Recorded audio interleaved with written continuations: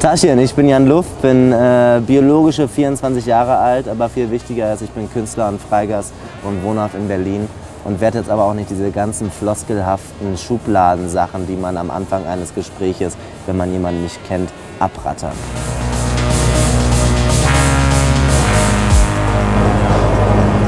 Ganz viel Spaß.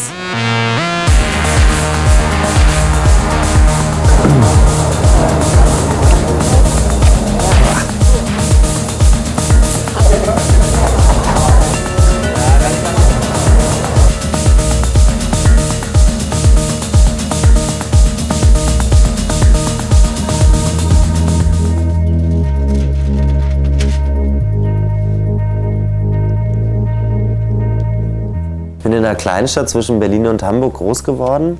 Wittenberge heißt die. Das ist halt eine relativ stereotypische deutsche Kleinstadt gewesen und ist es auch noch. Das war sehr, sehr schwierig, weil ich irgendwie schon von Grundschule an, beziehungsweise vielleicht sogar Kindergarten an, immer anders war. Also anders im Sinne von nicht so wie die anderen. Ja? Ganz lustig, wahrscheinlich heißt es deswegen auch anders, weil man nicht so ist wie die anderen. Also ist man anders. Habe mich immer schon anders gekleidet, bin glaube ich schon in der Grundschule habe ich angezogen, was ich wollte und nicht, was mir rausgelegt wurde. Und bin irgendwie mit kariertem Hemd und gestreifter Krawatte zur Schule gekommen. Und wurde glaube ich schon in der Grundschule gemobbt, gehänselt und was auch immer. Aber genauso habe ich es auch gemacht, weil ich dann irgendwie die Rolle dann umgetauscht habe und so weiter und so fort. Natürlich geht es einem extrem nah und das ist extrem schmerzhaft und das kränkt dein Selbstbewusstsein, beziehungsweise kann sich dein Selbstbewusstsein gar nicht aufbauen, wenn du permanent irgendwie beleidigt wirst und gehänselt wirst und teilweise sogar körperlich angegriffen wirst, was auch passiert ist. Aber das macht einfach irgendwie sowas in dir aus, okay, irgendwas ist nicht richtig bei dir und irgendwie musst du dich verstellen, und, um dazuzugehören. Was ich komischerweise aber nur eine Zeit lang gemacht habe, weil ich relativ schnell kapiert habe, ist jetzt auch nur hier so, dass ich mich verstellen muss. In anderen Städten ist es nicht so, wie zum Beispiel Berlin. Das habe ich dann relativ schnell kapiert und habe dann auch mein Standing gehabt und war mir so, ist mir alles scheißegal, was ihr mir sagt. Ich mache mein Ding und dabei bleibt es auch. Und das ist immer noch so.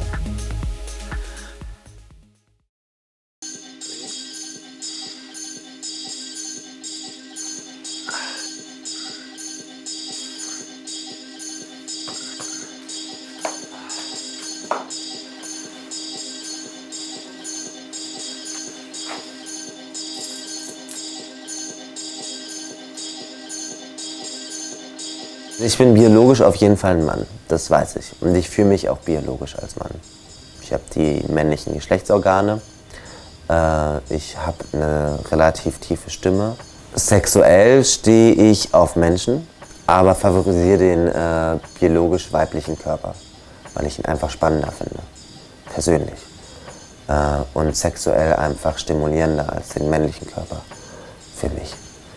Was aber bei mir auf jeden Fall so ist, dass ich vom Visuellen her für mich das Weibliche ganz oft schöner finde, weil ich es einfach schöner an mir finde.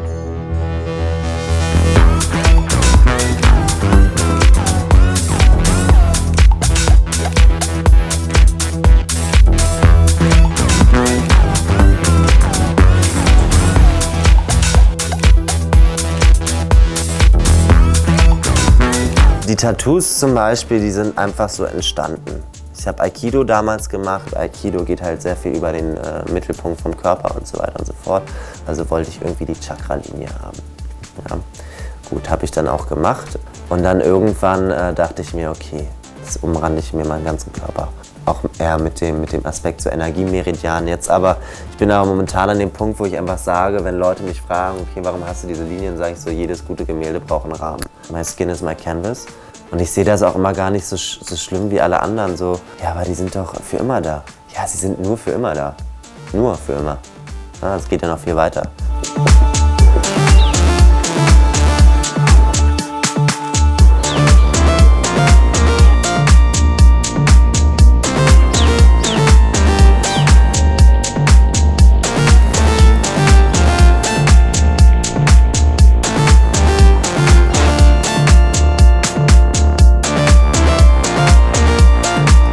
jeder Mensch meiner Meinung nach sollte sich in seinem Körper wohlfühlen und sollte sich so äußern, wie es für den Menschen am besten ist. Und wenn du biologisch ein Mann bist, dich aber nicht als Mann fühlst, sondern als Frau, dann go for it.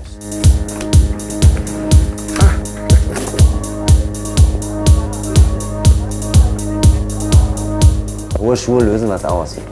Also wenn du hohe Schuhe anziehst, fühlst du dich gleich irgendwie Herr oder besser gesagt Frau der Situation.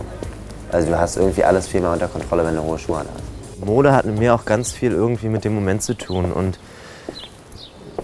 dem Moment vom Kaufen auch. Und wenn du online was kaufst, hast du irgendwie gar kein Kauferlebnis so richtig. Aber wenn du jetzt im Laden was kaufst, ist es viel spannender, weil du dann auch irgendwie eine Story dazu hast.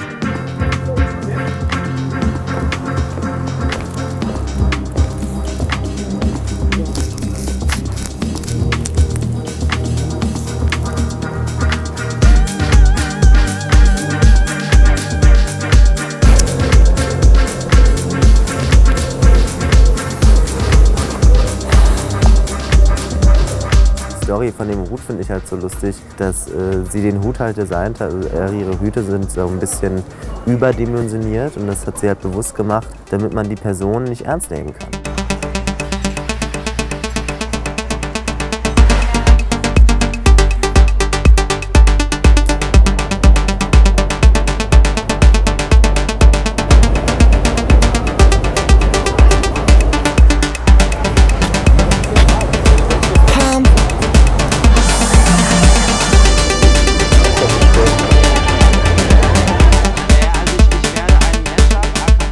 Ich hatte erst letztens irgendwie ein Mädel mit Felljacke und Keilabsatzschuhen und wie heißen die, Longchamp-Taschen, ist an mir vorbeigelaufen und ich dachte, oh, nee, Tussi, ey. Und dann dachte ich mir aber auch so, boah, Jan, richtig scheiße von dir gerade. Das geht nicht, dass du so denkst. Ja, beziehungsweise ich habe das nicht gesagt, ich habe das irgendwie einer Freundin gesagt irgendwie, in dem Moment auf dem Holzmarkt, wir saßen irgendwie am Weinladen und ich habe gesagt, guck die mal an und dann meinte sie so, Jan, das ist jetzt nicht dein Ernst. Ne? Du erwartest von Leuten, dass sie dich akzeptieren, wie du bist und tolerieren, wie du bist, aber selber bist du hier gerade voll am Werten und ich so, ja, stimmt, du hast absolut recht. Das ist ekelhaft, scheiße. Aber man erwischt sich dann trotzdem selber manchmal dabei. Nur das Lustige bei mir ist, dass ich eher ein Upturn gegen die generelle Mehrheit schiebe.